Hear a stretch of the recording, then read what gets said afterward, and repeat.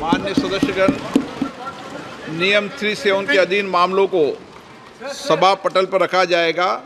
जिन सदस्यों को नियम 3-7 के अधीन मामलों आज उठाने में अनुमति दी है, उन्हें सभा पटल पर रखने के इच्छुक हैं, वे 20 मिनट के अंदर अपने पाठ को व्यक्तिगत रूप से सभा पटल पर रख सकते हैं। आइटम नंबर 18, राष्ट्रपति के अभिभाषण पर धन्यवाद प्रस्ताव Shri Akhilesh Yadav ji. Sir, you all explain the entire speech of Rahul Gandhi. On which foot, sir? Sir, how can you explain the speech? It is very You are not going to touch the... Chair has to do... Sir, Anurag Thakur has given entire speech. There is no touch on his speech. Only Rahul Gandhi's speech was expunged. Why, sir? Why, sir? Why, sir, expunged? Why, sir? मैं अध्यक्ष जी श्री अखिलेश यादव जी, मैं अध्यक्ष जी का धन्यवाद देना चाहता हूँ।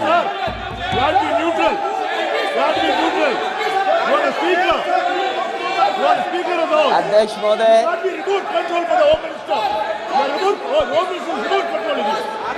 अध्यक्ष महोदय, अखिलेश यादव अध्यक्ष जी, महोदय, अध्यक्ष महोदय, मैं सबसे पहले आपका धन्यवाद देना चाहता हूँ कि आपने मुझे अपनी पार्टी की तरफ से राष्ट्रपति जी के भाषण बोलने का मौका दिया है। अध्यक्ष जी, सत्ता पक्ष और विपक्ष दोनों लगातार अपनी बात रख रहे हैं। मैं सबसे पहले अध्यक्ष जी आपको और आपके साथ साथ सभी चुने हुए सांसदों को मैं बधाई और शुभकामनाएं देना चाहता हूं। साथ ही साथ मैं सबसे पहले देश के उन सभी समझदार और ईमानदार मतदाताओं को धन्यवाद जिन्होंने लोकतंत्र को एक तंत्र बनाने से रोका।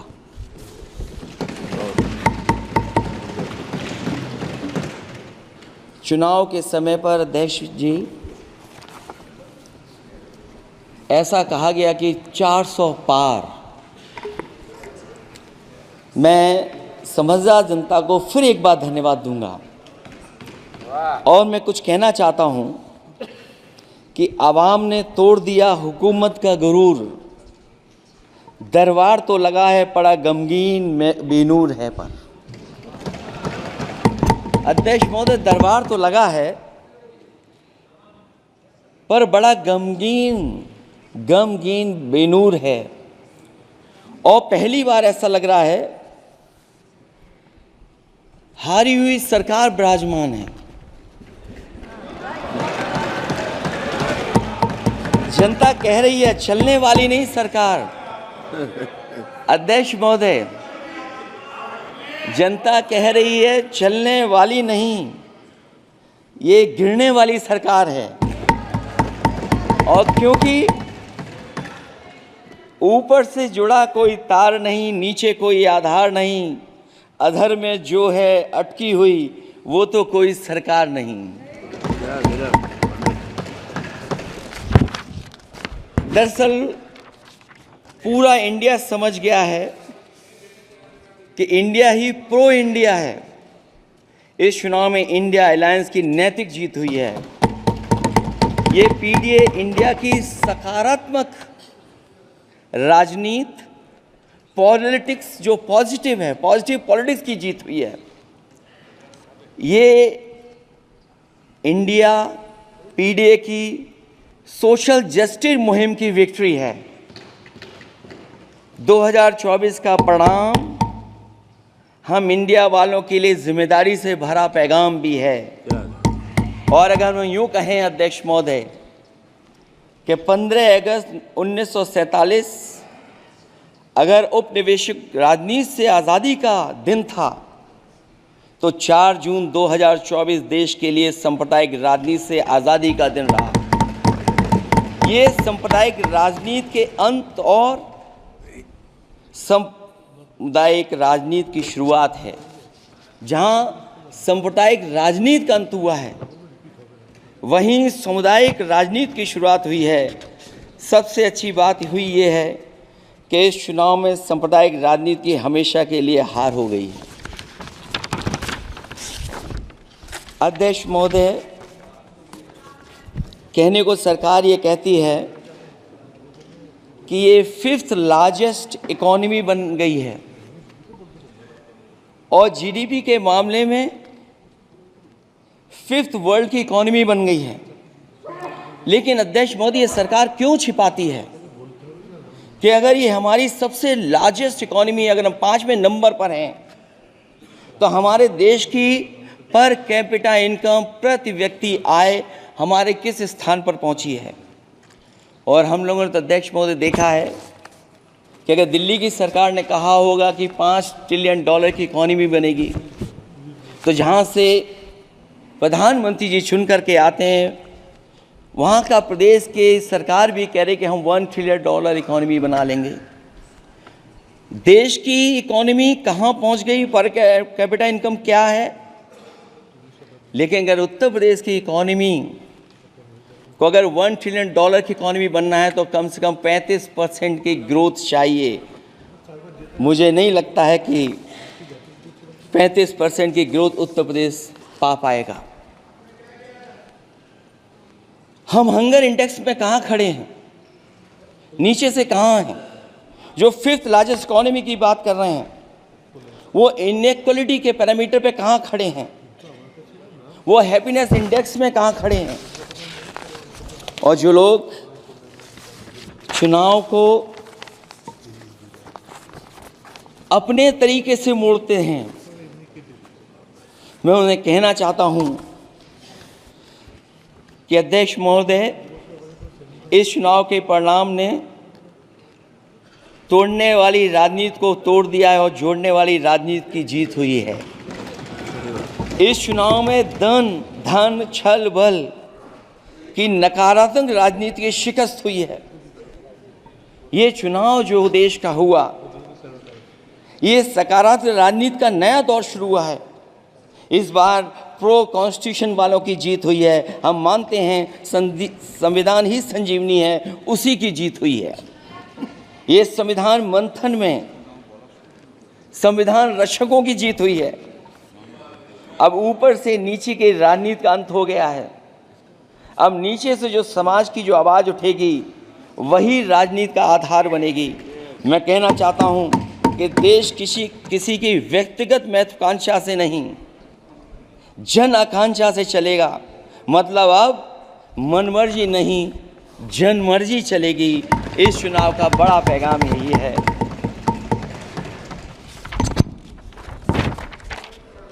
अध्यक्ष महोदय, बहुत सी बातें हुई हैं। अगर उत्तर प्रदेश की बात न हो, क्योंकि अध्यक्ष महोदय सबसे बड़ा प्रदेश जहाँ है, उसने हर बार दूसरे दल को समर्थन देकर के सरकार बनाई। मैं उन्हीं लोगों से कहना चाहता हूँ कि लोग क्यूटो की फ़ोटो लेकर बनारस की गलियों से लेकर के गंगा जी तक ढूंढ रहे हैं। उनको लगता है जिस दिन माँ गंगा साफ हो जाएंगी, शायद उस दिन कहीं क्यूटो उसकी गोद में कहीं मिल जाएगा। बनारसी लोग चाहते हैं कि कोई गंगा जी के भी तल में उतरकर उसका दर्द भी जाने। उत्तर प्रदेश की जनता का बस यही आग्रह है कि जिस गंगा जल को हाथ में लेकर सच कहने की कसम खाई जाती है, कम से कम उस गंगा जल से तो झूठ ना बोला जाए।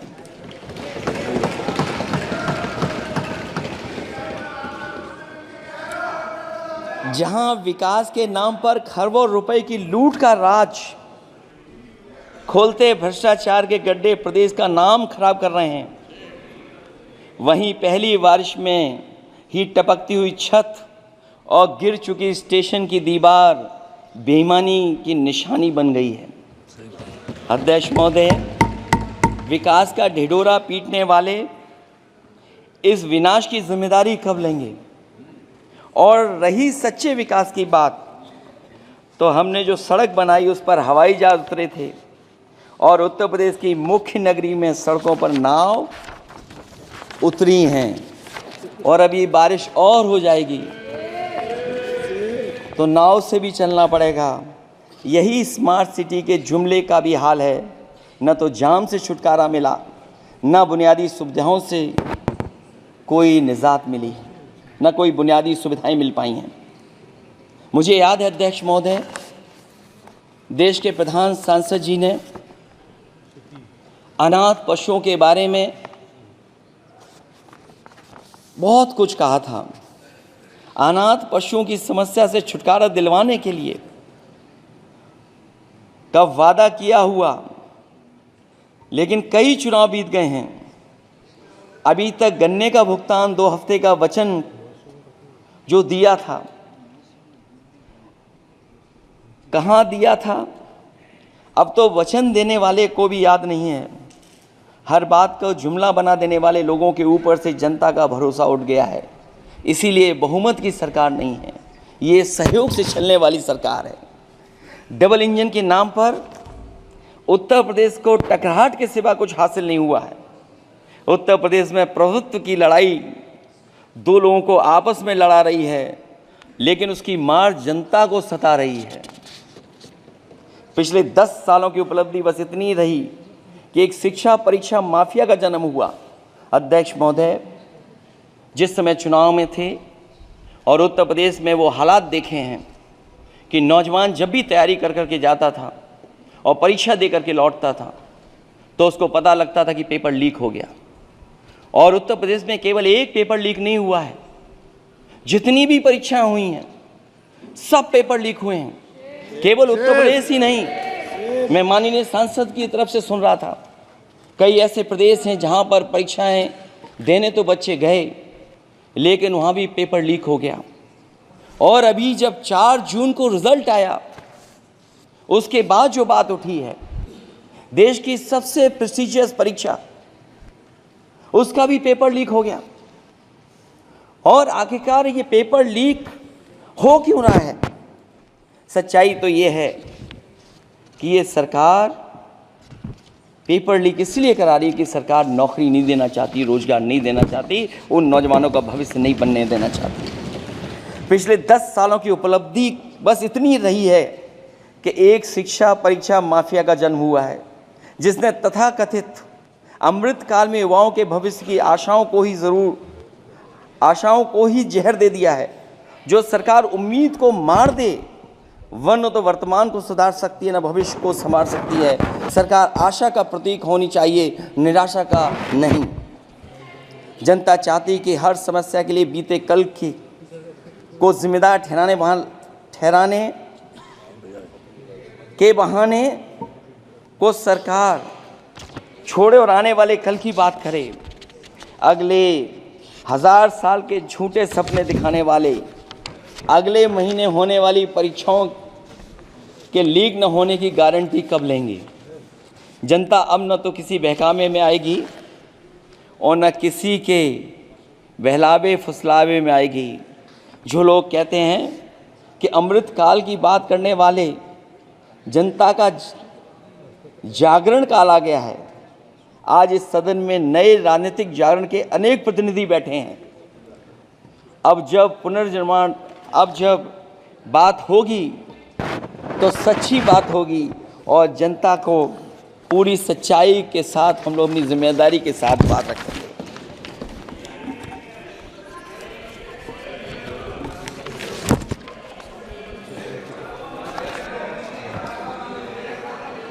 अध्यक्ष महोदय, एक जीत और हुई है, एक जीत और अध्यक्ष महोदय हुई है।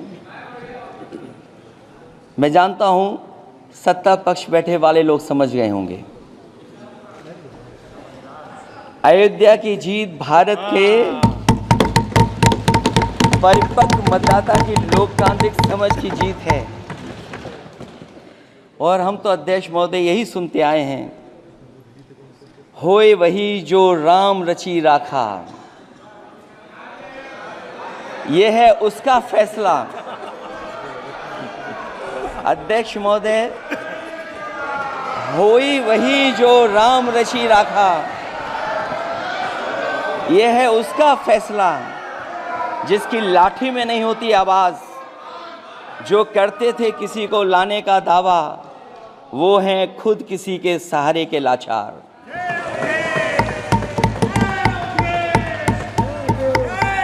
अध्यक्ष महोदय,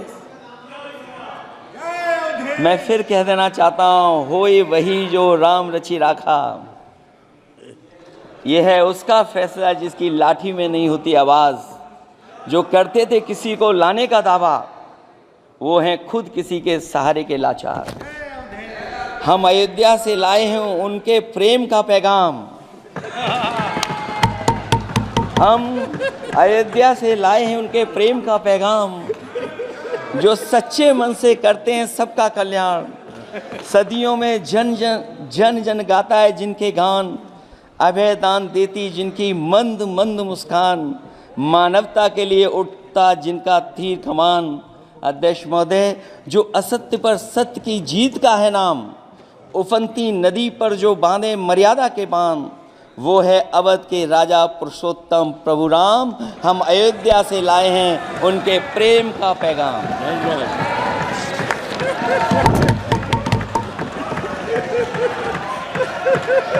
अध्यक्ष महोदय,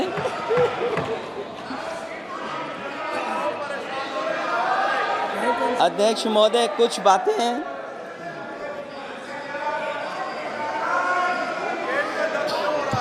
अध्यक्ष महोदय, कुछ बातें समय और काल से परे होती हैं, इसलिए आज यहाँ उत्तर प्रदेश के सदन में पढ़ा गया एक शेर याद आ गया, जो तब सही था अब और सही साबित हो रहा है। इजाजत हो अध्यक्ष जी तो मैं अर्ज करूं। हजूरे आला आज तक खामोश बैठे इसी गम में, हजूरे आला आज तक खामोश बैठे हैं इसी गम में, महफिल लूट ले गया कोई जबकि सजाई हमने। योगी जी के लिए, योगी जी के लिए।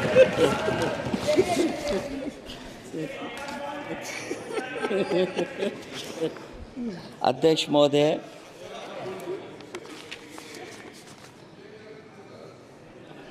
मैं मॉडल ऑफ कंडक्ट जब चुनाव हुआ, लागू हुआ, उस समय मैंने देखा कि कुछ लोगों पर मेहरबान रही सरकार और कमीशन भी। कई मैं बहुत डिटेल में नहीं जाना चाहता हूं अध्यक्ष महोदय, लेकिन कहीं ना कहीं प्रश्न उस संस्था पे भी लगा है, और अगर उस संस्था पर प्रश्न लगा है तो लगाने वाली सरकार की वजह से लगा है। इसलिए अगर निष्पक्ष होगी वो संस्था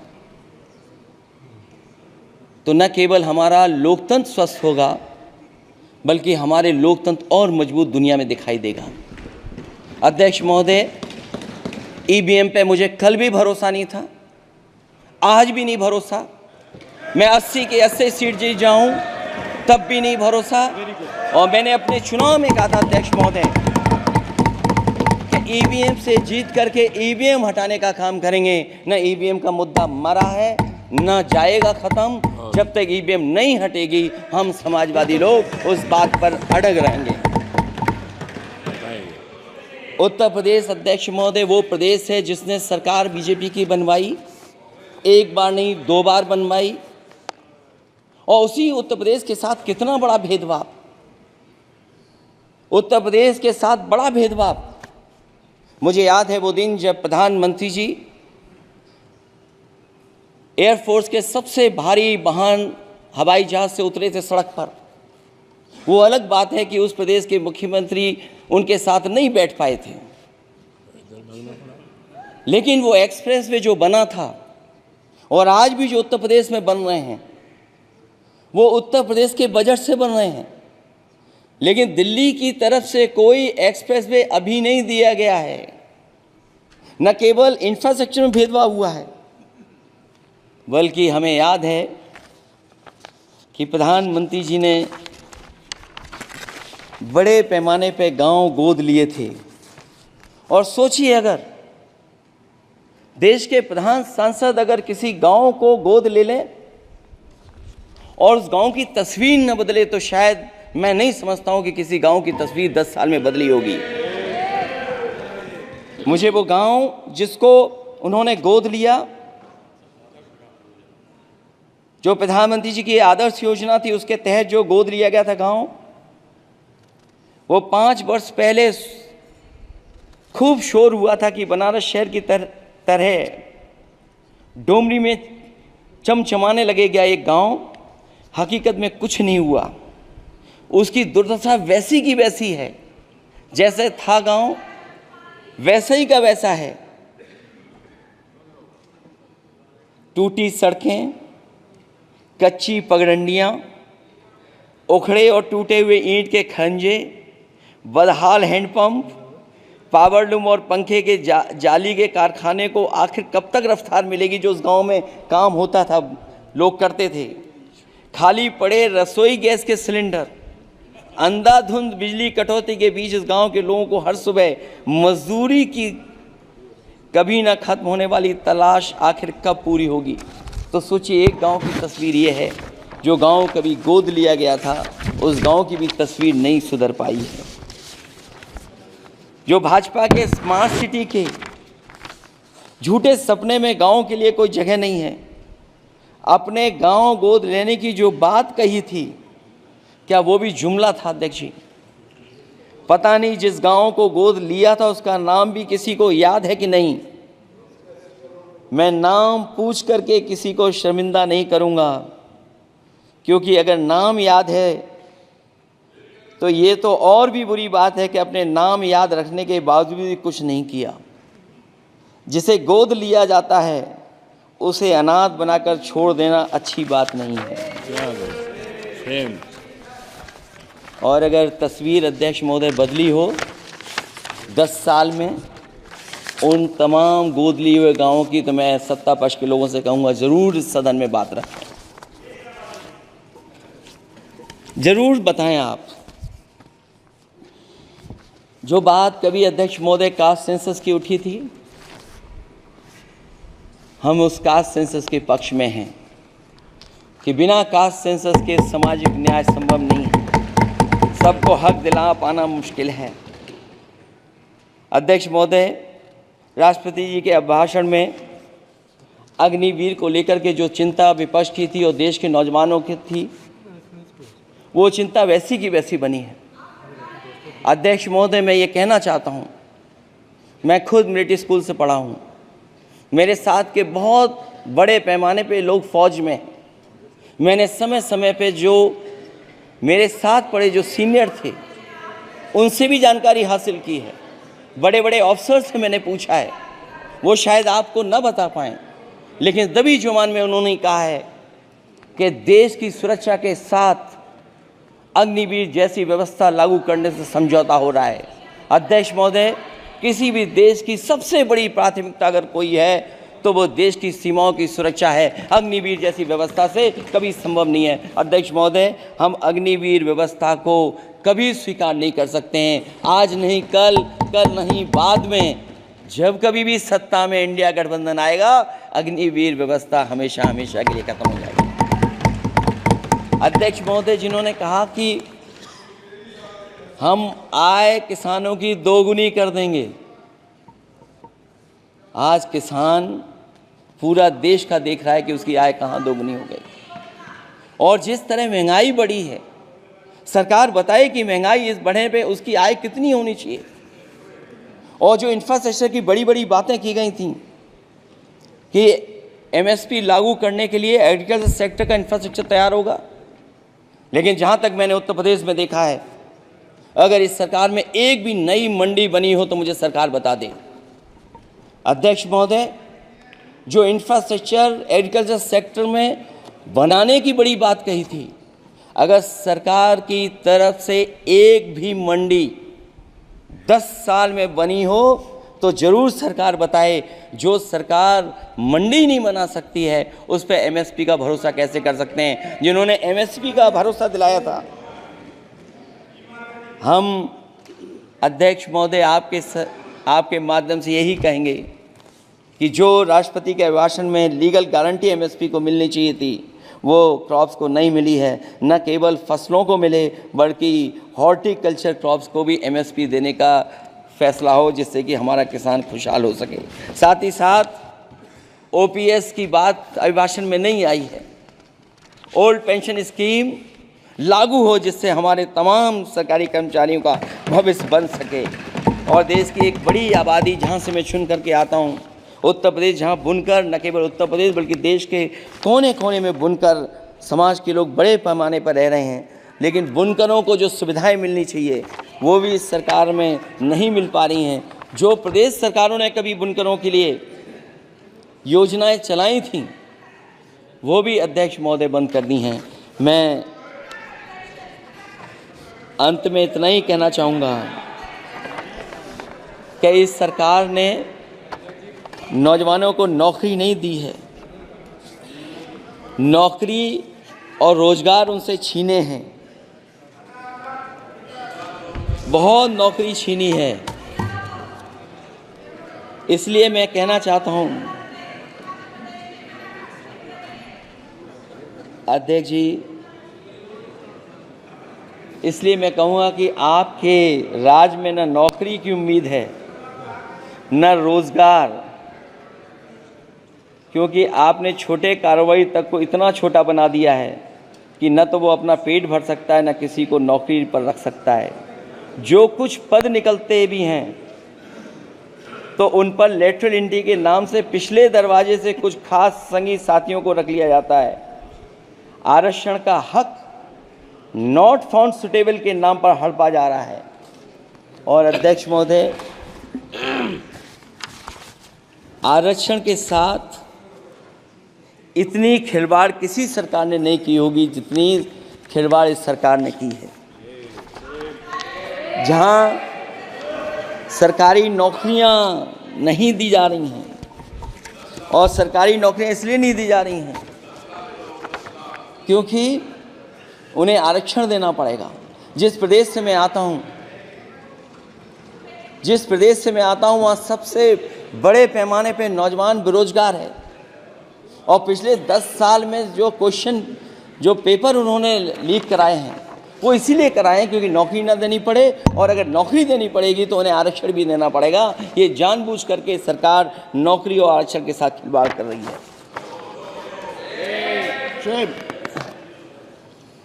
मैं अध्यक्ष महोदय अंत में इतना ही कहना चाहता हूं, आशा है ये सरकार तब तक चलेगी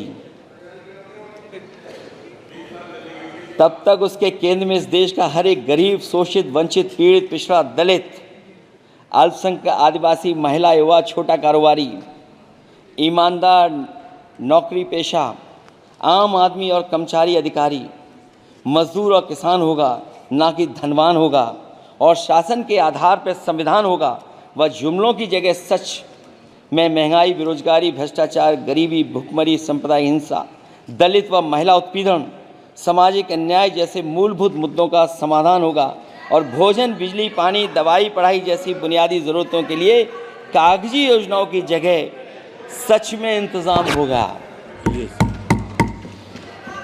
मैं एक बार फिर उत्तर प्रदेश की समझदार जनता द्वारा सबसे बड़ी पार्टी चुने जाने के साथ साथ इंडिया गठबंधन समाजवादी पार्टी और कांग्रेस को सबसे ज़्यादा सीटें जिताई, उसके लिए मैं उत्तर प्रदेश की जनता